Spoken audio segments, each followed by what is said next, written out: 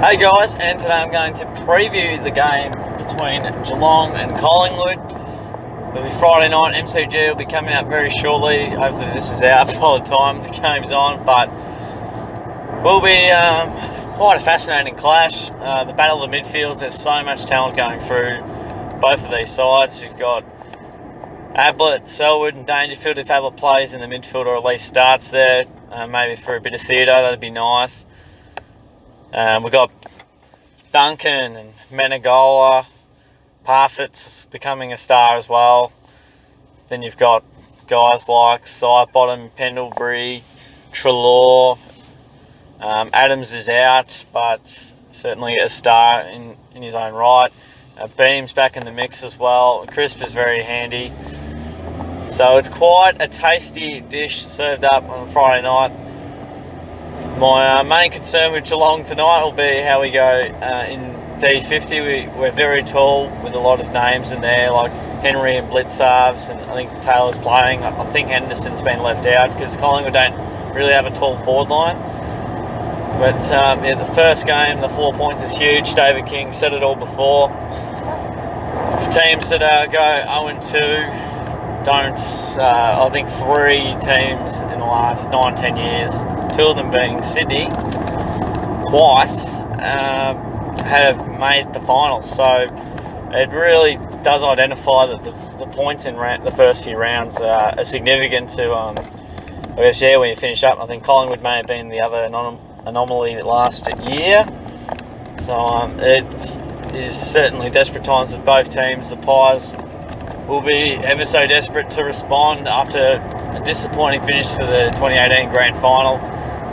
They would still be spewing, and they'll be spewing forever, unfortunately, for those guys. They did everything right up until probably the last little bit of the game where it was all won and lost, but they've got a lot to prove. Is there any scarring that Collingwood have? We'll find out. But I guess more from a Geelong front, it'll be how we start. We traditionally don't play very well at the MCG, and Collingwood have traditionally jumped us at times.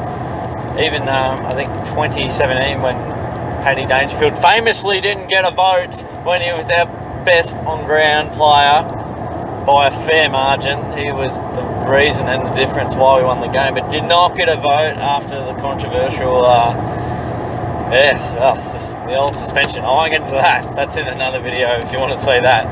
That's going to be a massive game, and we'll have our eyes to see how the 666 will pan out. It was a bit tougher to tell from the Richmond and Carlton game because it was a bit dewy, and there probably wasn't so many amazing clearances that sort of popped out of the centre square. So we'll definitely see that on show. The midfield, we have to get that balance right. We need enough attack and defence to sort of offset the attacking powers of Collingwood in the midfield. Grundy will be a real challenge, so we'll need to just nullify his influence and not allow him to be as productive as he'd like to be. So hopefully Stanley can help out in that regard. He'll be huge, and he'll have to play a great role on him to sort of keep him calm, keep him on the chain. We don't want him breaking away from the chain there, and just need a good, even contribution from the side. If our pressure's good from the forward through the middle, our back line will be safe. Hopefully we'll allow a lot of long, high kicks, but last time we played, got the job done. Collingwood didn't kick very straight though. They kicked 5-15, and they had a lot of really good looks, and they just couldn't convert on the day. We kicked 9-12 ourselves, which wasn't very accurate, but we'll definitely want to make the most of our chances early on. Some interesting key matchups where Mason Cox will play.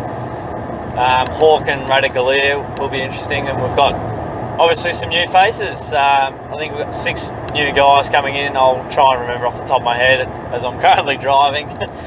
But we do have Tommy Atkins who'll be debuting, which is a great story. I reckon we need some more mongrel in the side. We've been I've labelled us as a soft football club at times, so it's good to go after some tough nuts and players that can actually tackle and apply really good pressure and just instill a bit of fear into the opposition.